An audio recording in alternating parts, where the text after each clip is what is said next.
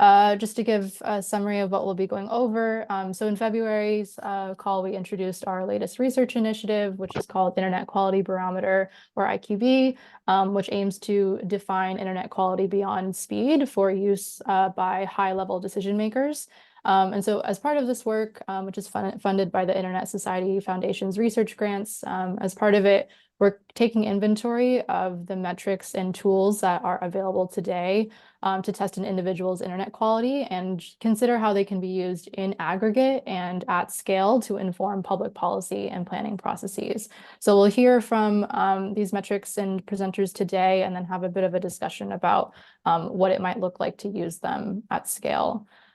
So the metrics that we're hearing from today are designed to provide more insight into the quality of an individual user's connection. So quality of outcome and quality attenuation will be presented by Bjorn from Domos, and is also the organizer of the Understanding Latency webinar series. We had Will Hawkins set to present, but he's not feeling well today. But to talk about the responsiveness metric, we might do like a recording later on to publish, and then also maybe send follow-up resources. But the responsiveness metric is another one that we're interested in this space and interested in. And AIM, aggregated internet measurement, will be presented by David Tuber from Cloudflare, and also aims to think about quality beyond speed. So we'll hear about each of these individually and then have a discussion later on, but we'll pause for questions about each presentation after them. With that, I'll stop sharing my screen and pass it to Bjorn. Let's see. You should be good now. All right. Is that working? Yes. Excellent. Okay. Hello, everyone, and thank you, Lai. My name is Björn. I'm from Domos, and I will give a brief introduction to the call to outcome metric and also quality attenuation. So first, a bit of motivation for this work. So one of the sort of overarching themes or motivations, if you like, is the observation that users consume applications, not networks. That might be sort of obvious to some, but I think it really it sort of points out some issues or problems with the way we have built the internet today, because most networks are optimized for attributes that don't really improve a lot of the applications that users spend the most time actually consuming. Things like gaming, video conferencing, and I mean even regular web browsing is very, very sensitive to latency and responsiveness, and not so much to bandwidth or capacity. But our networks are typically optimized for capacity, and this is the issue that we have been trying to sort of help solve with this work. And we think that part of what's missing is a user-facing metric that captures this aspect of network quality in a way that end users can start relating to and understand. Because there are a lot of solutions for the problems that makes it so that the internet is not as responsive as it could be. I mean, there are a bunch of initiatives like L4S, like Cake, FQCoddle, like the whole buffer bloat project, all of that stuff. But it's not as widely deployed as we would like, and we think that's because there isn't sort of a consumer awareness or and something creating the incentive for operators to really push to get these things deployed. So that's the motivation for this. I will be talking about a few key concepts, and I've made this sort of picture style agenda to show how these concepts interact. So we have application requirements. So what does a specific application need from the network in order to function well? That's one thing. Then we have network quality measurements, which is what we do, but also, I mean, something end users can do themselves, or something the applications can do themselves to measure what quality the network is actually delivering. And then we want to look at how these two can be compared. So how do we take an application requirement, a network quality measurement, and compare them to produce like some kind of result, like will this application work well on this network under these conditions or not? And hopefully then we can arrive at a score, which is what we call quality of outcome. And then the final thing in the title of the presentation is quality attenuation. And I will go into what that is and why we're basing this framework on this specific metric. Because as you see in the chart here, quality attenuation is what we're basing both the application requirements and the quality measurements on. Okay, so first the quality of outcome part of this, and the answer we want to, or no, the question we want to answer here is how can we make a simple score telling you how well your video call or other application will actually function on a network? And to do this, we have to make a sort of language, if you will, for applications to describe what they actually need, and we need to have that be comparable to the things that we can measure about the network performance. So the way we've gone about doing this is to measure latency distributions. So instead of just taking an average of the delay or something like that, we collect a bunch of samples and we store all of them in a way that so that we can sort of say what's the worst case, how likely is it to have a latency that's worse than this, and so on. And then we formulated a format for the application requirements as well, or service level agreements, if you like, where we basically say that the application can specify two thresholds. One is the threshold for perfection, and that is basically saying that if the network is this good or better, then the application will work as well as it can. And then the other threshold is the threshold for unusability, where if the network is this bad or worse, it's really unusable, and it doesn't matter how much worse it is. It's just this is now completely unusable, and we don't care how much worse it is. And then the network measurement can either be like if it's on the good side of perfect, then it's perfect. If it's on the bad side of unusable, it's unusable. But if it's in between, how do we specify how good the quality is? And the way we've gone about it here is to basically just do a simple linear interpolation, like a distance metric between perfect and unusable, and then whatever, however far the actual measurement falls in this range, we just say like it goes from 100 if it's perfect to a 0 if it's unusable, and then we just give it a score between 0 and 100 if it falls between those 2 points.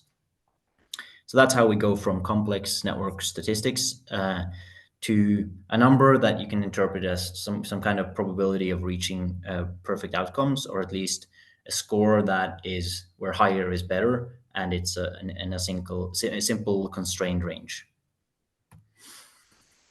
So this is saying the same things with more words. I wrote everything down in this slide so that you can download the slides and take a look at this or share with your colleagues and stuff like that. This also has a visualization where I show exactly how we do the sort of thresholds. So as I said, we collect latency as a distribution, and this is the CDF, or cumulative distribution function of that distribution. And then you can specify the thresholds for perfect and unusable for a set of percentiles. And then we just compare the the measured delay, which is this blue line here, to those thresholds. And then we take, so in this case, it's better than perfect for the 50th and the 90th percentile, but for the 99th, it's neither perfect nor unusable, but it's in between, and we get a score of about 81 in this case. And if the threshold, if this blue line crosses more than one of these lines, we just take the worst one. So we err on the side of caution in this case. And this slide also contains a link to the internet draft from the IETF.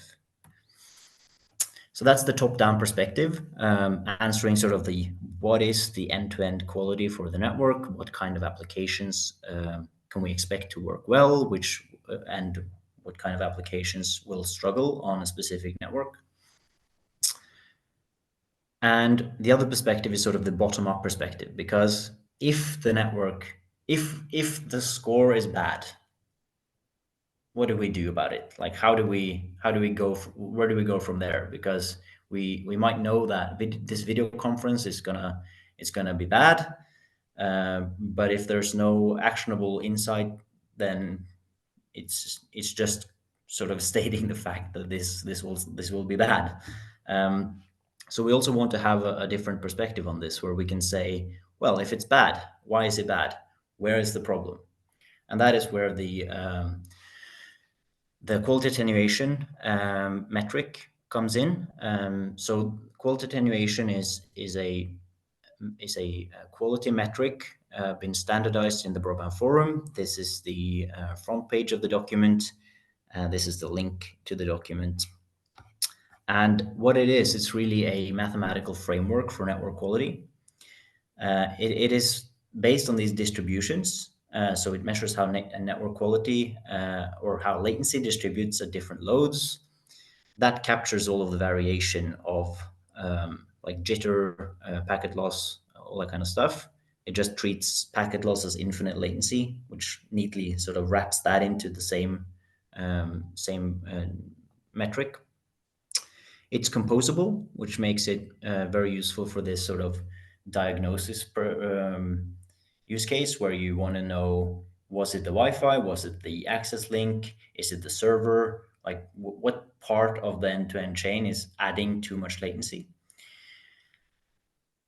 That to get that, you really need this composability feature. And then it's useful throughout the network lifecycle. And by that, I mean, you can use this framework in network planning. So you can say, if you have a specific use case for a network, you want it to support some kind of set of features, you can draw out like what would the network need to look like, or what kind of quality attenuation does the network have to deliver in order to meet the needs of that use case. So you can do the planning for what kind of service you need to deliver before you actually start building the network and testing stuff out. So it's useful for planning. It's useful for evaluating the impact of network upgrades, because you can say, if I swap this part out with this part that has better attenuation or less attenuation, if you will, then that improves my end-to-end this and this much. Yeah, and that's this impact. All right. And then finally, once you have a network that's running, you can use this same tool and this same metric and the same reasoning tools to measure the performance of the network as it's running and do things like assuring quality. So how does this quality attenuation stuff work? So the core idea behind this is that network quality always degrades across a link. The question is sort of by how much, and then the trick is to capture that by how much in a way that has neat mathematical properties, so that you can add them up and subtract them and stuff like that. This attenuation phenomenon, it's if you're not familiar with that concept, it's like a typical term used in like signal processing and other related fields of science and engineering, where it's talking about how much a signal fades, if you like, or how much poorer quality you get. Like how much does whatever you put into a system degrade by the time it comes back out of the system. So when I'm sitting here speaking, if you were in the room with me, you would hear me more clearly, or at least more accurately, than you are hearing me right now, because my voice is being transferred into like a digital language, sent across the internet, adding latency, adding noise, and then reproduced to the speakers. That also adds like distortion and stuff like that. So in the same way, when a network flow goes through a network, it doesn't come out in the same way it went in. It comes out with additional latency. Some of the packets might have been lost. And the way that each network segment adds latency and loss adds up. So you can never add a network segment that removes latency or unlooses packets. That it doesn't work like that. You can retransmit packets, but then that's a new packet and you've introduced delay because that packet was sent at a later time than the original one. So by defining this property in a way that we can measure easily, and also developing the tools for reasoning about those results, we get to this stage where we can measure how much a link or a router or any kind of network hop adds latency and loss, and then we can use that to do things like compute the quality of outcome for the end-to-end path, or we can look at specific segments. If we have the measurements for specific segments, we can say this segment added that much, this segment added that much. We are going to put the blame on this segment because this segment is adding more than it usually is, or some other thing like that. So the fact that it's composable means that you can measure, add, subtract per link, end-to-end, or anything in between. That's very neat from like a regulatory standpoint, if you like, because you can do like per domain SLAs. So you can say this network from this point to this point should not add more than this amount of latency and loss, because if it does, then the end-to-end SLA is likely to not perform to the level that you need it to. And then another neat feature, which is I don't really have time to go into in detail, is that common network problems have recognizable signatures in the measurement results. So you can detect things like fragmentation issues, routing changes, and stuff like that in the way that the latency adds to different packets of different sizes and stuff like that, which is really neat. But that's, I think, too much detail for this talk. So that's it. If you want to, if you have questions, or if you think this work is something that you have something to contribute to, don't hesitate to get in touch. This is my email. This is the email of our CTO. And if you have any questions right now, I'm happy to answer those as well. So thank you very much for listening.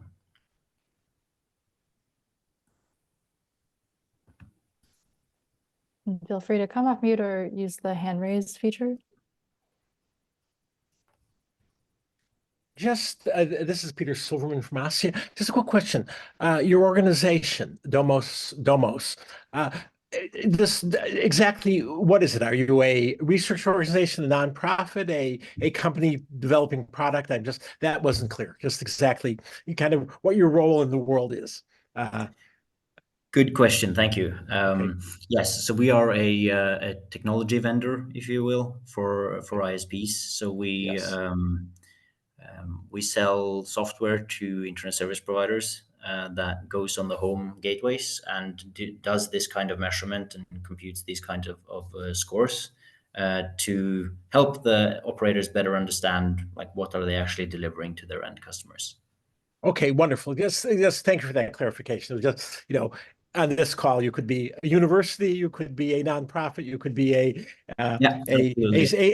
company selling a product, a government entity, almost anything. Thank you so much. Okay. Yeah, It's a good question. I It's okay. might add that we also had like an internal PhD program at the company, and Okay. most of my work on this stuff was done when I was doing a PhD, Okay. like as an employee, but with government support and stuff like that. Okay, wonderful. Yeah. Okay. Very good. Okay. I really appreciate that. It's you have one other thing.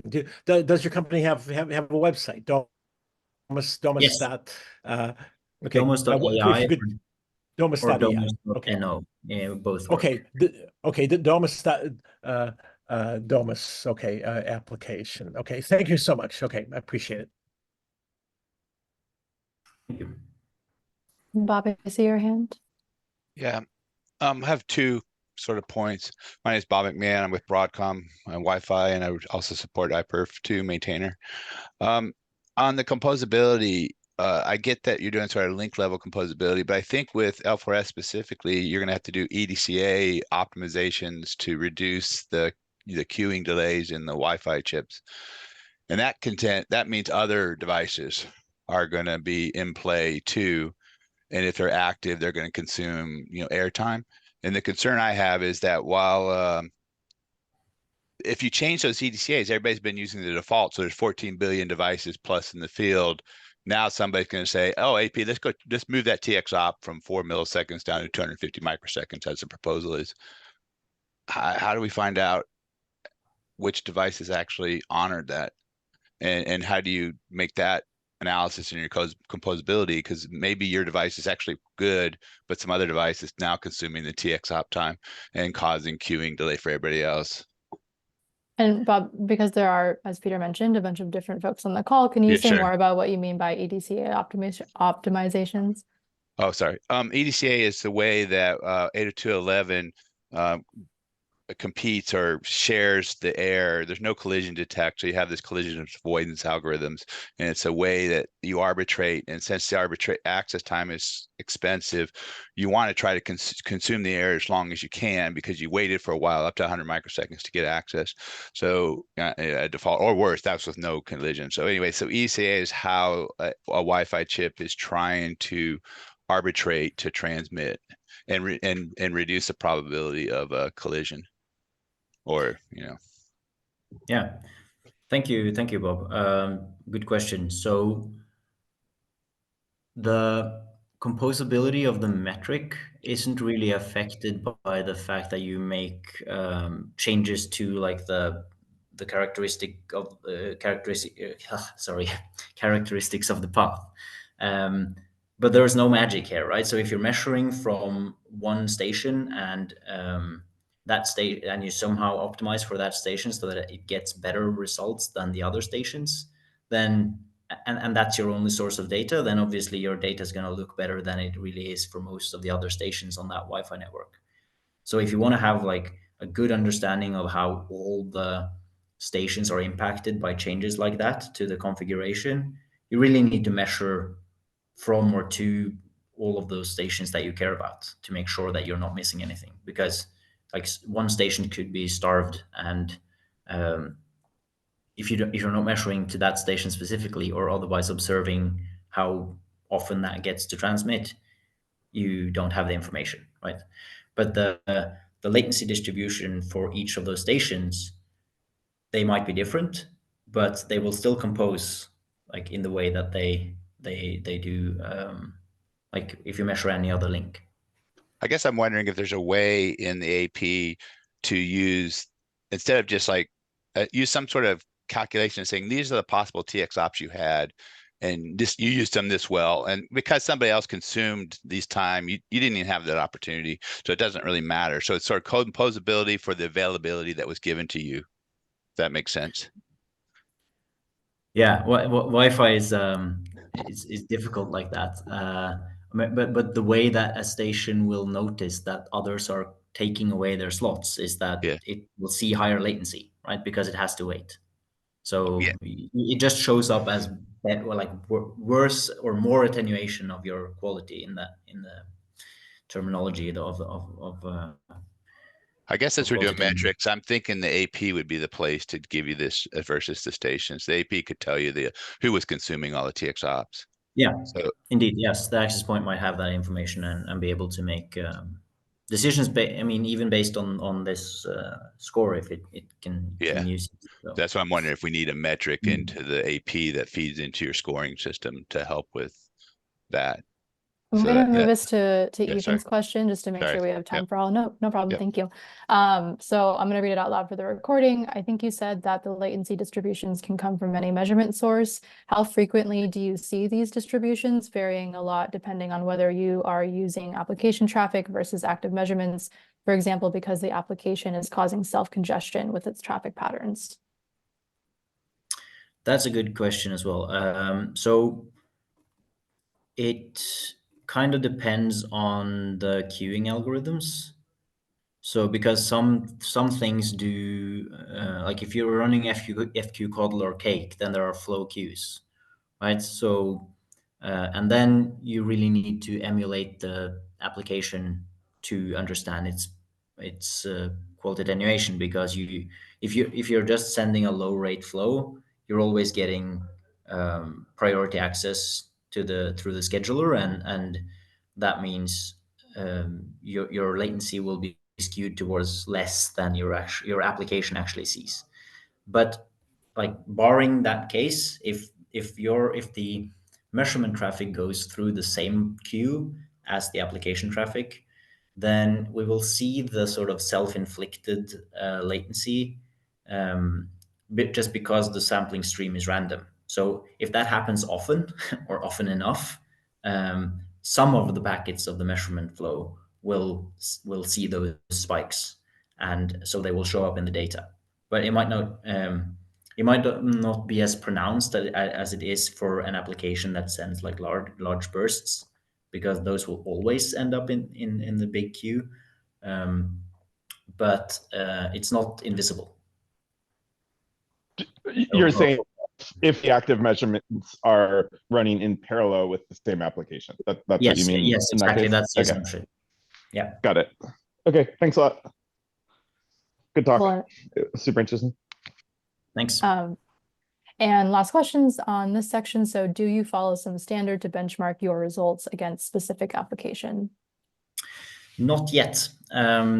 We are working with a few application providers to figure out the best ways to do that. And also, I mean, input very much appreciated if you know of good benchmarks to do that.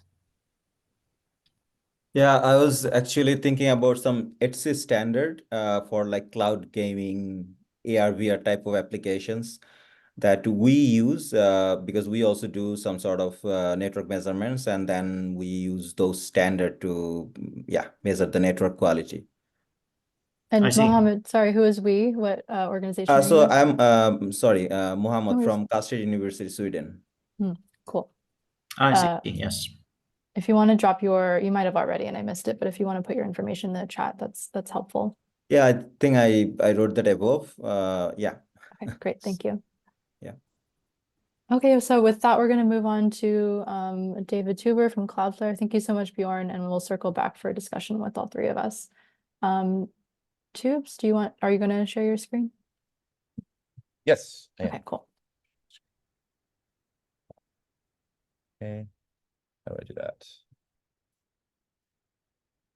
Sharing. Cool. You can see my screen? We're good? We can, yeah. Cool. So I don't have fancy slides like Bjorn does, but we'll make the best out of the slides that I gave from my talk at from the talk that we gave at Nanog a couple years ago. So which I've updated to reflect a little bit more in current state. So let's get started. What is AIM? Sounds cool. Before we get into that, let's do just a quick overview on what Cloudflare is. We are I don't want to use the networking term, but I'm going to use it, or not the marketing term. We are a connectivity cloud. We offer a variety of products from CDN to WAF to DDoS to network services to Zero Trust, also developer platform. And we offer basically a lot of composable and distributed compute and network security and performance services. We've got around 300 cities around the world. We have locations in 300 cities around the world. over 13,000 interconnects and about 250 terabits of capacity. So we've got a really big network, and we use it to protect a lot of customers, which is cool. And we care about network quality because our customers care about network quality, right? When their users can't do things like have voice chats on Discord, or get or submit Zendesk tickets or whatever, then our customers get unhappy. And if that's a network quality problem, then we want to work with the 13,000 network providers that we're interconnected with to fix those. So we care a lot about internet quality from not just the perspective of Cloudflare customers, but also end users, because as a network that services about 20% of the internet's traffic, end users are our users most of the time. We have a slide in here about MLab, but I think you all know what MLab is. Still know what MLab is. All right, so the question that we're trying to answer really is, how do end users define good internet? And this could really mean anything, right? Like if you like you and I, and everybody in this room, like we have a very strict set of characteristics that we talk about when we define good internet. And Bjorn actually talked about this a little bit, right? That we have characteristics that we define, but end users and people who are not network experts don't really think about the internet that way. They don't. They think about the applications that they use, and they say stuff that doesn't necessarily align or is very vague when it comes to talking about internet quality. And to kind of drive that home a little bit, I use this example at Nanog, and it's very funny. It's still true. So I want to introduce a use case for you, because I'm a product manager and that's kind of my job. So this is my friend Andrea. She's a therapist. She works in an office, and she has literally no internet technological experience. I could tell her what packet loss is and she'd be scratching her head. It doesn't mean anything to her. That's not to say that she's not very smart, but she doesn't understand the things that we understand. So when Andrea is having internet problems, she is not going to say oh, I'm seeing increased packet loss. What she's really going to say is my Netflix is stuttering, or my lag in my video game is happening, or my Zoom is cutting out. And Bjorn talked about this too. And the fundamental thing that I think everybody can agree on is that most end users, when they talk about internet quality, they approach it from the standpoint of the applications that they use or the things that they're trying to do. And for a really long, and again, I could basically just copy paste Bjorn's slides here. How we measure the internet for a really long time doesn't align with this at all. And a lot of this is, and some of this is, how ISPs have marketed the internet to end users, that, you need the biggest pipe. And, you get gigabit internet. And, at our talk at Nanog, we had people who were complaining that, our speed tests don't accurately measure 10 gig internet. But nobody really needs 10 gig internet. There is that's so much bandwidth for one person. But that's just how we are sold the internet. That's how people sell the internet to us. And when we measure it in terms of throughput up or down, and we've added latency recently, which is great. But that still doesn't align to an end user and how they view internet performance, right? If they see, 10 megabits up, 10 megabits down on a 100 megabit link, that doesn't really mean anything to them, except that maybe they're not getting what they're paying for, which is a separate question. But at the end of the day, that doesn't tell them what can or can't I do on the internet that I have. And that kind of makes debugging network issues difficult, because someone's going to go ahead and call Comcast and be like, my internet is slow. And then they're going to then Comcast support's going to ask you to run a test. And then they're going to read off the results of the test. And, the support person's going to be like, well, you're fine. And the end users can be like, but I'm not. I can't watch Netflix. What's going on here? There is a misalignment between the tools that we use and the application performance that users see. And that makes debugging network issues frustrating, not just for support people who have to deal with this on a regular basis, but also for end users who have to deal with this on a regular basis. Fundamentally, speed tests should answer this question: what is my internet good for? when you run a speed test, it's a point in time measurement, and it should tell you what you can or can't do on the internet. It shouldn't really say like it should show your throughput as a function of how it enables you to perform, how like what performance you'll get out of the applications you use on a regular basis. But nobody cares about throughput. Nobody cares about loaded latency. Nobody cares about packet loss or jitter. From a customer perspective, like obviously we care, and IT admins and people who run corporate networks do care, because they are able to make that connection between internet performance and this stuff. So we should show the data, and we should have the data, but we should also have an opinion on what this data means to somebody who has no idea what's going on, like Andrea. And that's kind of that's kind of the goal of AIM, right? The end user shouldn't have to translate between what a connection quality actually is and the user experience. That like they should be able to see the connection quality, and it should be reflective of the user experience for the things that they care about. This necessarily means that we're not just talking to, like ISPs and people. We want to talk to application owners. We want to talk to the Netflixes and the Zooms and the Discords and the people who build stuff that people use, because they, in theory, have opinions on what makes the internet, on what internet quality does to their user experience, and they should be plugging their brains and their thought leadership into this. So we want to open source this. It should be easily accessible. Sorry, I just whacked my cat because I'm so excited about this. And finally, this should be exposed to network operators. That network operators should be able to see what good means and what bad means from a data-backed experience. So, right, that like the stuff that we tell that the end users about being good or bad for streaming or video calls, we should be able to see the underlying data, and we should be able to see how the sausage is made. And we should also be able to ensure that, all public policy decisions come from this set of data, right? That like our users are seeing this experience, and that comes from this data. And that should be very easy to translate to public policy, so that like lawmakers and policymakers can look at this and say, oh yeah, like users are having or not having a good experience. And that should be able to translate to the things that we need. And that should make it better for them to advocate for their constituents in spaces where that stuff matters. So we're gonna go back. So we talked about this a little bit at Nanog. How can AIM help network operators? And the really easy answer here is that AIM can often help network operators by just taking away a lot of support use cases, by just telling them what's going on from the start.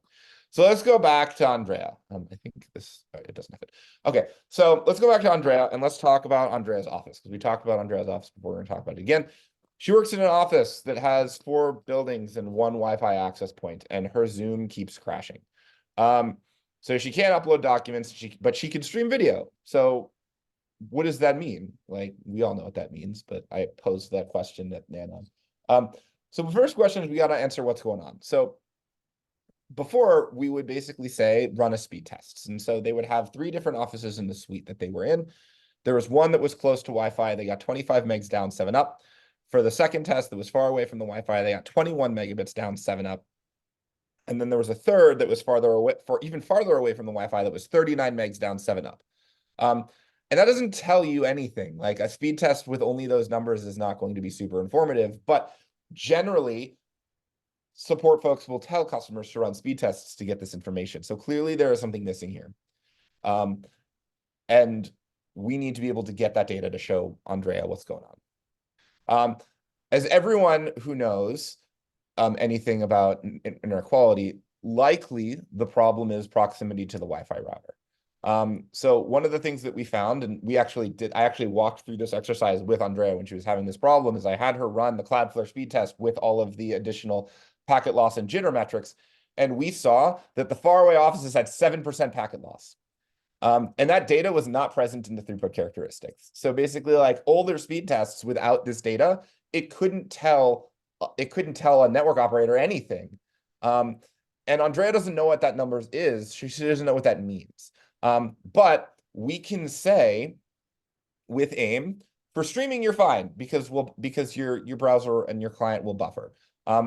Obviously, your internet is poor for video calls and gaming, but you knew that already. try getting closer to your router. Is something that we actually say in the Cloudflare speed test when you see bad numbers on this stuff. And that would have taken normally like 2 weeks. It would have taken calls and a lot of back and forth, but it basically, everybody runs a speed test in the room and they get different numbers, and you actually go to the Cloudflare speed test and you can see what the bad numbers mean. And we actually say in one of our dev docs, hey, if you're seeing these bad numbers, try getting closer to your Wi-Fi router.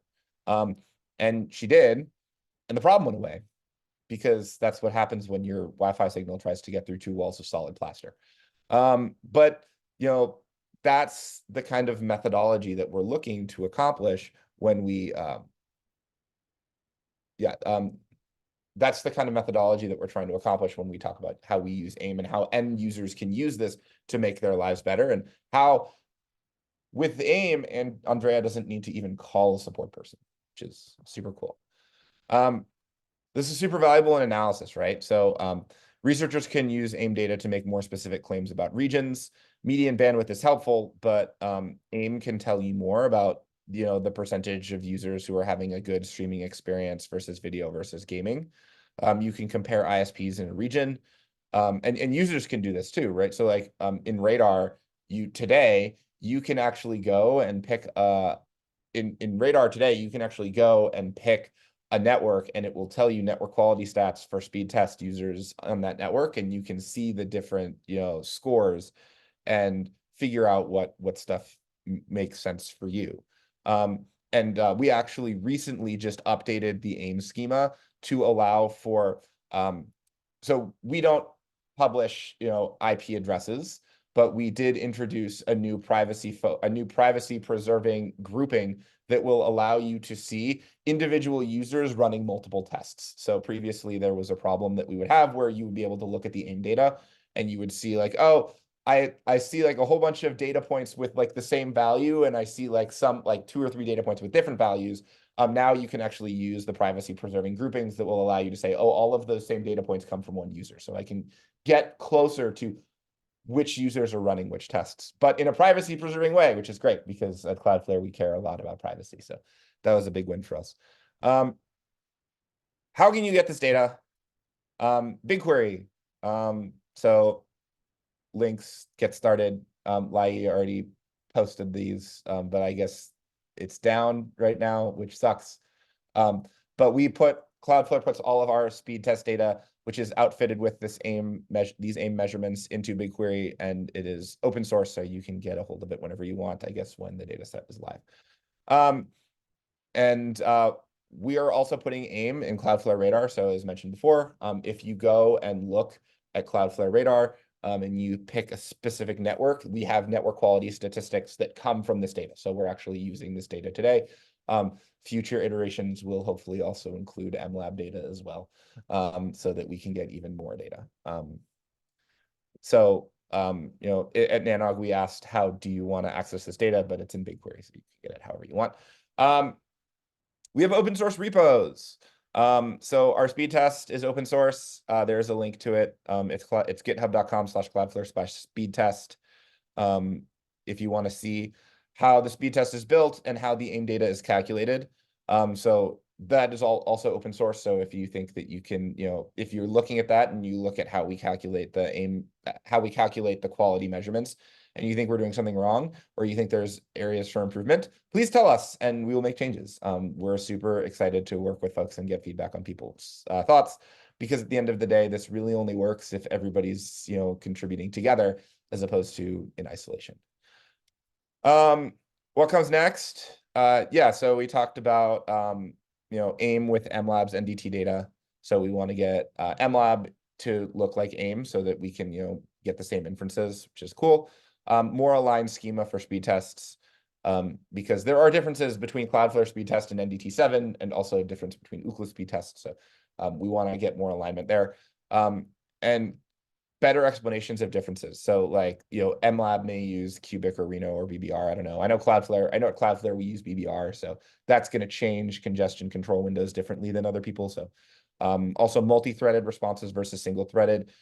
So some speed tests will open up multiple TCP sockets or connections or whatever. At Cloudflare, we use one HTTP connection, and we use as many or we open up as many HTTP connections as the TCP connection will hold, and then we'll open up more as needed. So we try and emulate browsers a little bit more. That has a different effect than NDT versus Ookla, versus fast.com. So your experience will be different between them, and that's kind of by design. So understanding the differences there is important. Also, we want AIM to integrate other network quality frameworks. Which Will was here to talk about responsiveness. We actually are building a Rust client for AIM that incorporates responsiveness as the method to saturate a network connection. And we've got, a closed beta where if you really, really want to play around with it, we can get you some source code and you can build it in Rust. So if you're interested in that, let me know. We're looking to open source that on our page so that you can not have to bother me about that, but hopefully that will be done before the end of the year. We've got teams working on it. And then we also want to get QoO and quality attenuation integrated into AIM as well, to basically better tell users how, using all of the latest tools and gadgets, how good is network quality for users. So all of this kind of features into telling users what their internet is good for. We want feedback, obviously, but you're here and I see lots of chats. So, Philippa, it doesn't say that it's AIM, but the circular graphs at the bottom that talk about internet quality, that comes from this data. So we don't say that it's AIM, but it is. Okay, I was looking for it to say like, your internet's good for chat or video or something, but I guess it's just the circle near the bottom. Yeah.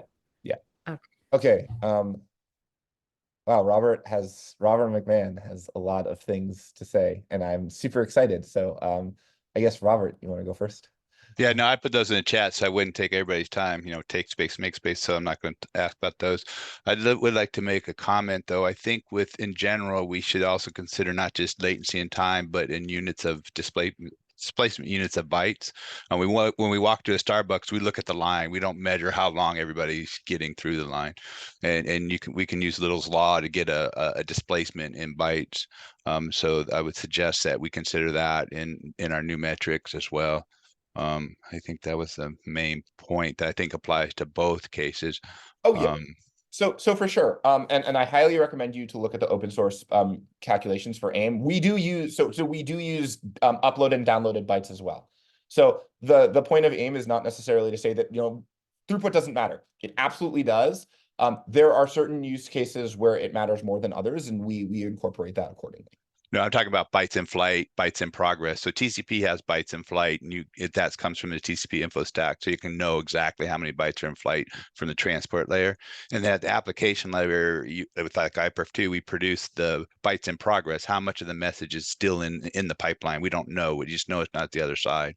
So it's the line. It's not the total throughput of Starbucks. It's the current line. I walk into Starbucks. What's the line? Oh, I'm leaving. I'm going to.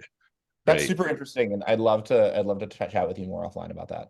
And then another thing to keep in mind is that. Oh, Bob, I'm sorry. We have a bit of a queue, so if I can ask you to move it. Thank you so much. Robert, no, I posted my email in the chat. Like follow up with me offline, and I'd love to kind of hear more about that. Perfect, thanks. Maria, and then I'll hop in.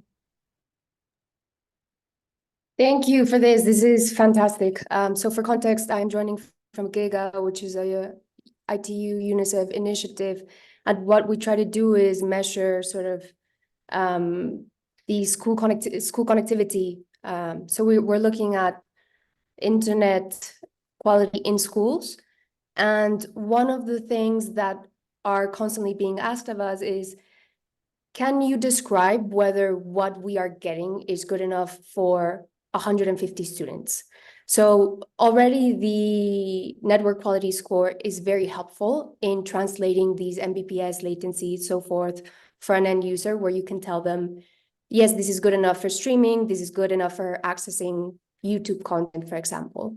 I wonder if there's any way, or if you have any additional information to share, whether with what you're doing with AIM, could it be extended to give some sort of conclusions on the number of users or or of concurrent users that the existing network quality score would support, or is it just an individual user at one point in time?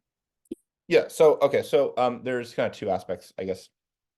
I'm going to answer your question how I think it is, and you can tell me if I'm off base. So the way that I interpret your question and kind of what I'm trying to, or the way I interpret what you want is you basically want to know like how many users are seeing problems at any given time. And you can see that in the data that we push to MLab. Our speed tests do point in time. So basically one user, one result, but all of those results are also uploaded to MLab. So you can see the results in aggregate over time, if you like. So basically if you're using Cloudflare speed test to collect this data, then you can see the results in BigQuery and aggregate them over time. So I think there's like a 1 day lag to getting from when the data test runs to when the data shows up in MLab's BigQuery, but you can see the data after the fact in aggregate. Does that answer your question? No, sorry, I was just trying to maybe Maria, get at can the point whether then, yes, go for it. I was just gonna say, I think I have a similar question, and maybe I can help build on what you were asking. So I think there's this question of, we both of you talked really well about, and specifically about being able to measure an individual user connection. So I take a test, I get this result back, and it tells me as an individual person what I need to do to improve my connection, if there's anything for me to do, or if it is something that I need to call my provider about. And so I think a similar question to Maria's is, how can we then, is it possible, or what are the opportunities to translate this to a network diagnosis, like an entire network, not just one user's? So for example, if I'm aggregating a bunch of these results from a bunch of individual users for a specific network or a specific school, and a bunch of them, the majority of them are low, the majority of them are high, is it then possible to use these metrics to diagnose what's wrong with the network as a whole versus that individual connection? And I think I have that question for both of you, but maybe let's start with Tubes and then go to Bjorn. Actually, I kind of want to hear Bjorn's answer first, but I'll go. Yeah, I mean, like, I guess the way that I would approach that is that, like, we have a standard set of things that, like, we recommend. So, like, our tests can't tell if you're using a wired versus wireless connection, or the characteristics of your connection. So if you're using cellular versus fixed versus wireless versus whatever. So we kind of need, like, you as the observer to understand that. And if everybody's using Wi-Fi and everybody's having a bad experience, then, as Rob said, maybe not use like point-in-time routers and maybe use mesh Wi-Fis, and maybe try and get around, copper piping and all that stuff. And if you're making those things, then basically there's like a checklist, right? Like, are you getting a strong signal? Can you see the access point? Is that access point, properly connected to the rest of the mesh, et cetera? If you're doing that and that's still a problem, then like that's probably at the point where I'd be like, okay, this is probably a holistic network problem. But you can also use this to kind of say, like, you can look and see about other users on that network around you. So like we show this data in Radar. You can see the users who are connecting in, Comcast and what their experiences are. And, some of that is you and some of that is other people. And we can't necessarily tell you that, these data points are you, because we want, so at least by we, I mean Cloudflare, like we won't be able to tell you that like these data points are you. I don't know, maybe Bjorn can do that, but I don't know. I know that we can't because we preserve for privacy, but you can make inferences there and see, like, if there is like a bunch of people who are having a significantly worse experience than everybody else, then maybe that's a you problem. But if you're doing everything right and you're still seeing that everybody's kind of in the same area when it comes to that, then maybe that's a time to escalate to a network. Just to say, I feel like, Tubes, I'm hearing in your answer, the data is definitely available to do that, but it maybe is an open research question how to diagnose an entire network from this data. And I think that's something that we're interested in exploring. I know we're at top of time, but Bjorn, do you have a thought on this in terms of how QED or QOO could be used to diagnose on an aggregate scale? Yes. So the way we come at this problem is via sort of working with the ISPs, right? And if the ISP is doing this kind of monitoring, then they will have that information about like which users is having are having a problem, and then they can sort of bunch those up because they know what the network architecture is. They can tell like, is this something that affects everyone who is on a specific line, or like is in a specific region or something like that, right? And then the ISP will have that information and be able to pinpoint the problem with much more accuracy, just because they know a lot of the like things about the black box that is the internet or the specific network than anyone doing like an end-to-end thing can do. So I think there's a role for the ISPs here to sort of monitor and diagnose and fix their own problems, and I think they can use these tools to do that much more efficiently. Cool. Yeah. So from by ISPs using these tools, they can then basically annotate or help us understand what the recommendations are at a larger scale. Yeah. Okay. Great. Thank you both so much for your time. Thank you everyone for attending. I know we're over now. So just to say, I'll be publishing the recording of this call on the Measurement Lab website, and we'll send that out to people who've registered. And that will also include links to slides. Thanks so much. We host these calls every month. There's a different topic. I think next time we're going to talk about data collection methodologies. So thanks so much, and we'll see you soon. Thank you very much. Thanks for having us, Lei.